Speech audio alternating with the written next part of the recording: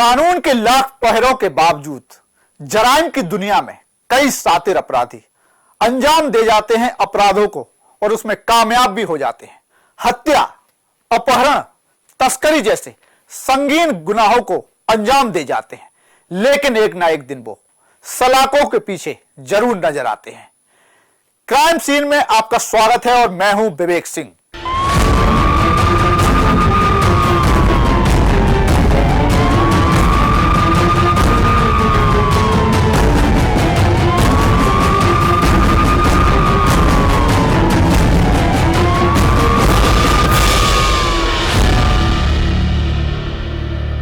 Love जिहाद के मामले तो आपने कई सुने होंगे, पर डबरा का मामला सुनकर आपकी रूह कांप जाएगी।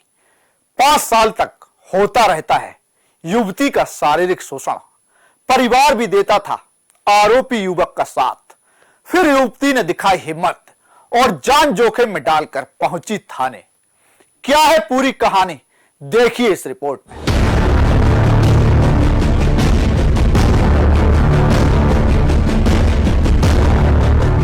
लव जिहाद के मामले थमने का नाम नहीं ले रहे हैं। ऐसा ही एक मामला डबरा से सामने आया है, जहां एक युवती को धर्मांतरण के लिए जबरन ले जाया जा रहा था। युवती का आरोप है कि आरोपी अरमान खान ने पहले तो उसकी आपत्तिजनक वीडियो बनाई, इसके बाद वीडियो वायरल करने की धमकी देकर उसका शारीरिक शोषण करता रहा। इतना ही नहीं, हद तो तब हो गई जब आरोपी का परिवार युवती का धर्मांतरण करने के लिए जबरन उसे ले जा रहे थे, पर युवती ने हिम्मत दिखाई और गाड़ी से कूदकर थाने पहुंच गई और लव जिहाद की पूरी घटना पुलिस को बताई। पहले सुन लेते हैं पीड़िता ने क्या कुछ कहा। ये सब बहुत गलत हो रहा है। मतलब बोलेगा मुझे गलत सिग्नल करता है, कहता है तेरी वीडियो वायरल कर दूंगा, मैं मिलने नहीं आएगी, मेरे साथ ऐसे नहीं करेगी, मैं मुसलमान बन, तू कैसे भी करके मुसलमान बन। क्या नाम है? अरमान खान। कहाँ से जानती है? साल वही। कब से जानती है? मैं उसको 5 साल से जानती हूँ। क्या आपके बीच में कोई संबंध नहीं रहे? बहुत ज्यादा रहे। अब क्या कहता है? वो ये कहता है तुम मुसलमान बनो, मुसलमान बनो, और कहता है कि मेरे को ये सब मेरे साथ बुलाता है, मुझे मेरे को ये सब करना है, मेरे को करना है तो करना है, मतलब पैसे भी दो, पैसे भी तुमने से पैसे भी लेता है। वो बच्चों को पढ़ाती हूँ मैं, पैसे लेता है मेरे से, वही सब करता है। मिला था तो क्या नाम बताया था? नहीं मिला था तब तो मुझे उसकी आईडी पे नाम लिखा था, तो मुझे पता ही चल गया कि वो अरमान खान है, पता तो चल गया। लेकिन मुझे उसने मुझे मिलने बुलाया और फिर जब मुझे उसने मेरी वीडियो बना ली। आज आप थाने में आए, आज क्यों करना?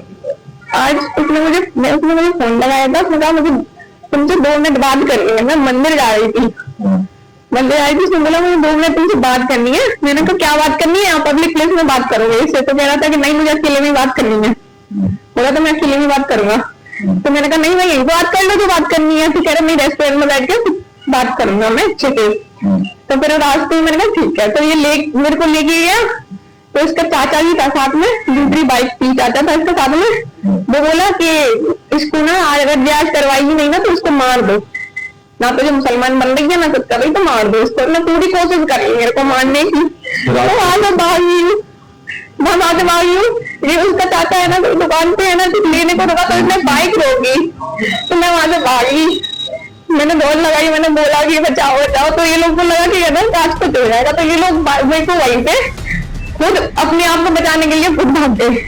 हालांकि पुलिस ने पूरे मामले में कार्रवाई करते हुए आरोपी युवक को गिरफ्तार कर लिया है। पुलिस अधिकारियों का कहना है कि लव जिहाद के एंगल से भी जांच की जा रही है, जिसके बाद मामले में शारीरिक शोषण के अलावा धार्मिक धोखाधड़ी की भी धारा बढ़ाई जाएगी। साथ ही आरोपी का साथ देने वालों के खिलाफ भी कार्रवाई की जाएगी। थाना डबरा सिटी में एक प्रकरण अभी सामने आया था, जिसमें एक पीड़िता के द्वारा थाने में ये शिकायत दर्ज कराई थी कि एक मुस्लिम समुदाय का एक व्यक्ति है जो पिछले 4 वर्ष से उसके संपर्क में आया है, 4 वर्ष पूर्व, और संपर्क में आने के बाद उसने फोर्सफुली 4 वर्ष पहले उसके साथ गलत काम किया और उसके कुछ फोटो उसकी वीडियो बनाई और उसके आधार पर उसे ब्लैकमेल करके कंटिन्यू उसके साथ गलत काम कर रहा है। और आज भी उसके द्वारा फोर्स किया गया और उसके द्वारा ये कहा गया कि धर्म परिवर्तन करके मेरे साथ शादी कर ले। पीड़िता तैयार नहीं हुई। पीड़िता ने थाने में आके शिकायत की है और तत्काल इसमें महिला पुलिस अधिकारी को बुलाकर जो बीएनएस की धारा 64 है, उसके तहत प्रकरण पंजीबद्ध किया है और मध्य प्रदेश धार्मिक स्वतंत्रता अधिनियम की धारा 5 के तहत भी इसमें प्रकरण पंजीबद्ध कर लिया है। उसमें जान से मारने की जो धमकी है वो धारा भी इसमें FIR में जोड़ी गई है और आरोपियों को इसमें हिरासत में ले लिया, उनसे पूछताछ जारी है। कितने आरोपी?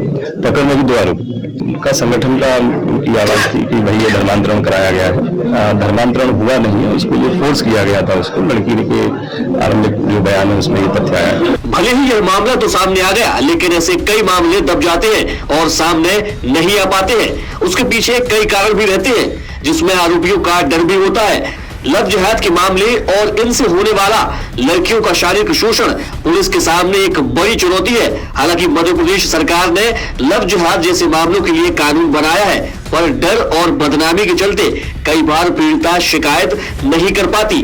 अब देखना होगा कि डबरा के मामले में पुलिस कितनी जल्दी आरोपियों को सजा दिलाती है। Desk report, DNN। दिल दहला देने वाली ऐसी घटना जिसने सबको कर दिया हैरान।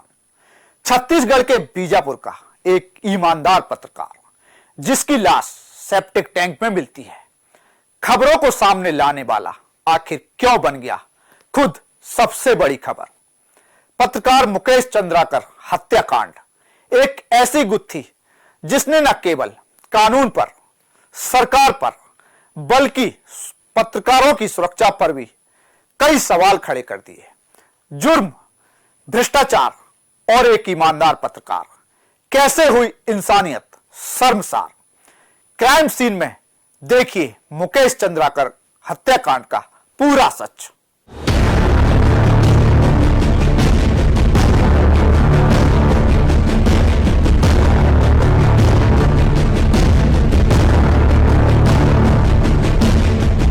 छत्तीसगढ़ के बीजापुर जिले में एक पत्रकार की हत्या ने न केवल राज्य में बल्कि पूरे देश में हड़कंप मचा दिया। 28 वर्षीय पत्रकार मुकेश चंद्राकर जो 1 जनवरी से लापता थे, 3 जनवरी को उनकी लाश सेप्टिक टैंक में मिली जो एक स्थानीय ठेकेदार के घर के परिसर में दबी हुई थी। यह ठेकेदार मुकेश चंद्राकर की रिपोर्टिंग से नाराज था और इसी कारण उसकी हत्या की गई। मुकेश चंद्राकर ने बस्तर क्षेत्र में करीब 120 करोड़ रुपए के सड़क परियोजना में हुए भ्रष्टाचार का पर्दाफाश किया था, जिसके बाद सरकार ने इस पर जांच शुरू की थी। ठेकेदार सुरेश चंद्राकर जो मुख्य आरोपी है, हत्या के बाद फरार हो गया।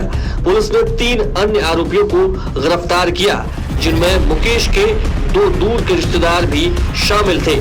मुकेश की हत्या ने पूरे पत्रकारिता समुदाय को झकझोर कर रख दिया, खासकर उन पत्रकारों को जो क्षेत्रीय और जांच पत्रकारिता में काम करते हैं। मुकेश की हत्या को लेकर प्रेस काउंसिल ऑफ इंडिया और एडिटर गिल्ड्स ऑफ इंडिया ने गहरी चिंता जताई और एक गंभीर जांच की मांग की। इन संगठनों ने सरकार से पत्रकारों की सुरक्षा को प्राथमिकता देने की अपील की है। प्रेस काउंसिल ने कहा कि यह पत्रकारिता के लिए गंभीर चिंता का विषय है और सरकार को इस मामले में कठोर कार्रवाई करनी चाहिए। बीजापुर में पत्रकारों ने विरोध प्रदर्शन शुरू कर दिए, जिसमें वे मुकेश चंद्राकर के हत्यारों को सख्त सजा देने की मांग कर रहे हैं। पत्रकारों का कहना है कि ऐसे हमले न केवल एक पत्रकार की हत्या है, बल्कि लोकतंत्र के चौथे स्तंभ पर हमला है। उनका मानना है कि पत्रकारों के लिए सुरक्षा के बेहतर उपायों की आवश्यकता है, ताकि वे बिना किसी डर और दबाव के अपना काम कर सकें। मुकेश चंद्राकर की हत्या से यह स्पष्ट हो गया है कि भ्रष्टाचार और अवैध गतिविधियों की रिपोर्टिंग करने वाले पत्रकारों को लगातार खतरे का सामना करना पड़ता है। इस घटना ने एक बार फिर से भारतीय मीडिया में स्वतंत्रता और पत्रकारों की सुरक्षा के मुद्दे को गंभीर बना दिया। मुकेश चंद्राकर की हत्या ने राजनीतिक रूप से भी गंभीर बहस छेड़ दी। कांग्रेस और बीजेपी के बीच तीखी नोकझोंक हुई, जो अब भी जारी है। कांग्रेस ने आरोप लगाया है कि ठेकेदार सुरेश चंद्राकर के बीजेपी से रिश्ते हैं, जबकि बीजेपी ने इसे कांग्रेस के कॉन्ट्रैक्ट किलर से जोड़ते हुए आरोप लगाया कि ठेकेदार को कांग्रेस का समर्थन प्राप्त था। पूर्व मुख्यमंत्री भूपेश बघेल ने बीजेपी पर निशाना साधते हुए आरोप लगाया कि मुकेश की हत्या में भ्रष्टाचार का हाथ है, जबकि बीजेपी ने इसे कांग्रेस के भ्रष्टाचार से जोड़ते हुए आरोप लगाया है कि कांग्रेस के नेता ही इस हत्या के दोषी है। इस हत्या ने पत्रकारों और मीडिया संस्थाओं के लिए सुरक्षा और स्वतंत्रता के सवाल को फिर से उठा दिया। पत्रकारिता के लिए खतरे को लेकर बढ़ती चिंता को देखते हुए अब यह मांग जोर पकड़ रही है कि सरकार को तुरंत इस मामले की निष्पक्ष जांच करनी चाहिए और पत्रकारों के लिए सुरक्षा के ठोस उपाय लागू करने चाहिए। बीजापुर में एक पत्रकार मुकेश चंद्राकर का डेड बॉडी मिला है और घोर निंदनीय ये अपराध है और इसके लिए सरकार त्वरित गति से कार्रवाई कर रही है। एसआईटी का गठन किए हैं और कोई भी इसमें बख्शे नहीं जाएंगे और जो ठेकेदार था उसके बैंक अकाउंट्स वगैरह सील किए गए हैं, एटीएम सील किए गए हैं और उसका जो अवैध कब्जा था उसको भी हटाया गया है। और लगातार देख रहे हैं प्रदेश में कि कांग्रेस के मोहब्बत के दुकान में मतलब नफरत का सामान बेचा जा रहा है। छत्तीसगढ़ के बीजापुर जिले में पत्रकार मुकेश चंद्राकर की हत्या के मामले में मुख्य आरोपी सुरेश चंद्राकर को हैदराबाद में एसआईटी ने गिरफ्तार कर लिया। सुरेश चंद्राकर जो पेशे से ठेकेदार है, 3 जनवरी को मुकेश चंद्राकर की हत्या का मामला सामने आने के बाद से फरार था। पुलिस के अनुसार सुरेश चंद्राकर ने हैदराबाद में अपने ड्राइवर के घर पर शरण ली थी। पुलिस ने उसे पकड़ने के लिए 200 सीसीटीवी कैमरों के फुटेज को खंगाला और करीब 300 मोबाइल नंबरों को ट्रेस किया। सुरेश चंद्राकर से पूछताछ की जा रही है, अधिकारियों ने इसकी पुष्टि की है। इसके अलावा सुरेश चंद्राकर की पत्नी को भी छत्तीसगढ़ के कांकेर जिले से हिरासत में लिया गया, उससे भी पूछताछ की जा रही है।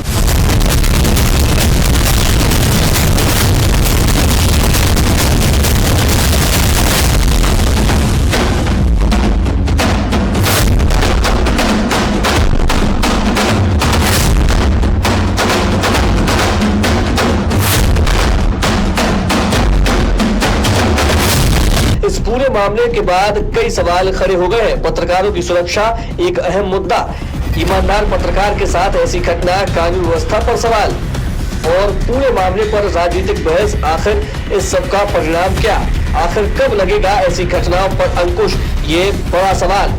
Desk report, DNN.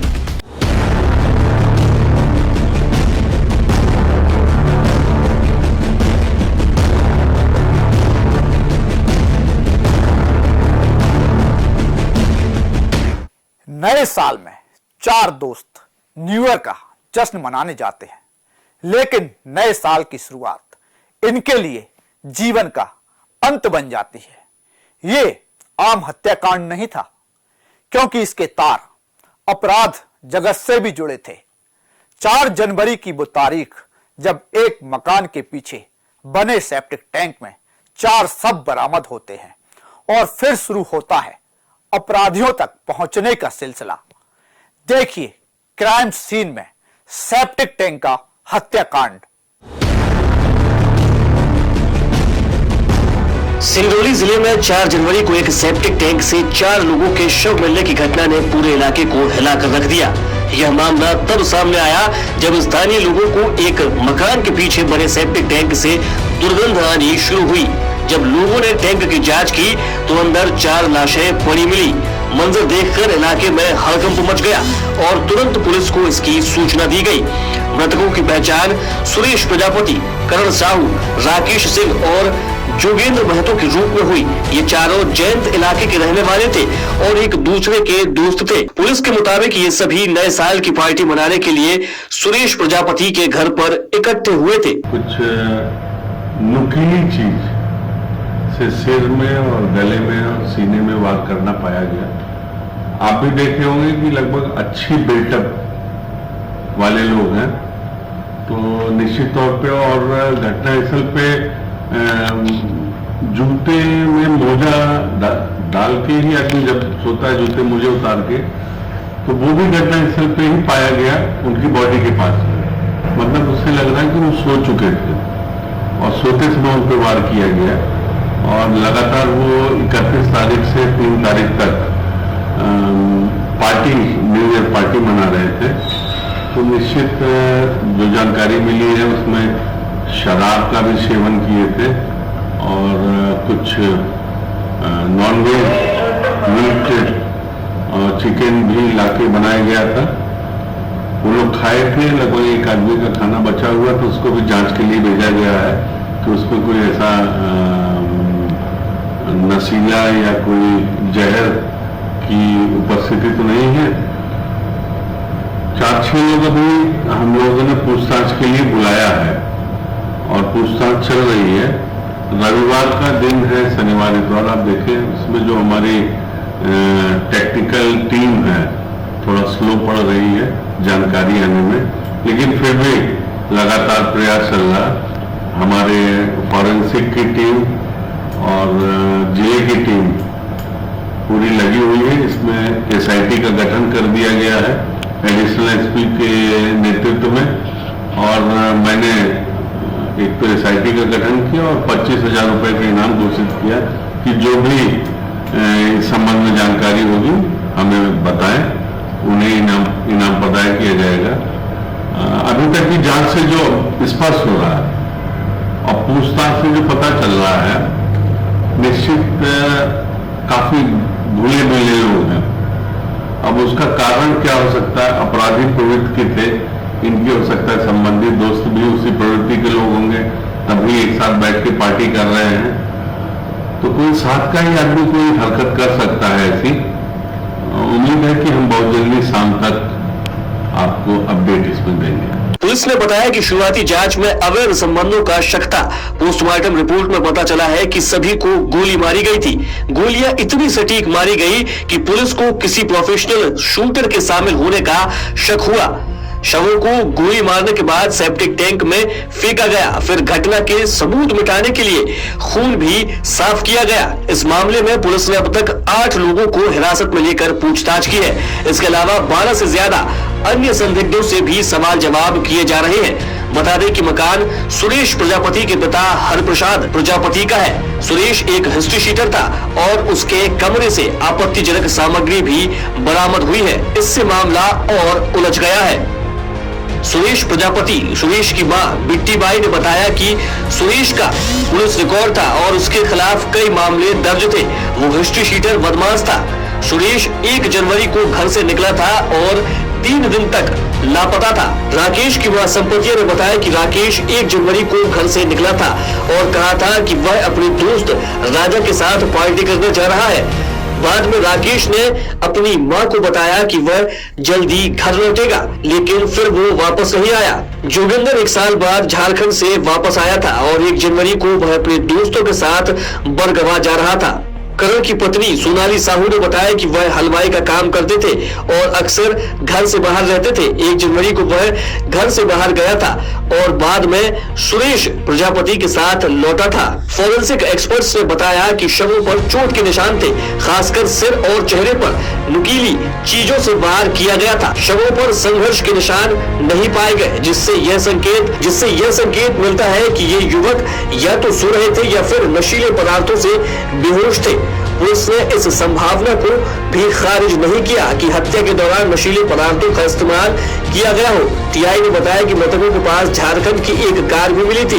एक महिला ने सबसे पहले शवों की बदबू की शिकायत की थी, जिसके बाद पुलिस ने मामले की जांच शुरू की। पुलिस ने मौके से शवों को बाहर निकालने के लिए जेसीबी का इस्तेमाल किया और शवों को पोस्टमार्टम के लिए भेजा। डीआईजी ने कहा कि इस हत्या में मृतकों के करीबी लोगों का हाथ हो सकता है। पुलिस अब हत्या के कारणों की विस्तृत जांच कर रही है। अब देखना होगा कि आखिर इस हत्याकांड की हथकड़ी और किन अपराधियों का हाथों तक पहुंचती है। ये वो घटनाएं थी जो दिल दहला गईं, जो अपराध जगत की काली सच्चाई फिर उजागर कर गईं, जो लोगों को रुला गईं तो अपनों के पीछे कई सवाल भी छोड़ गईं। इन वारदातों की याद दिलाने का मकसद आपको डराना नहीं बल्कि सावधान करना है, ताकि आप भी कानून के ऐसे दुश्मनों से सतर्क रहें। फिलहाल क्राइम सीन में इतना ही। मुझे दीजिए इजाजत। नमस्कार।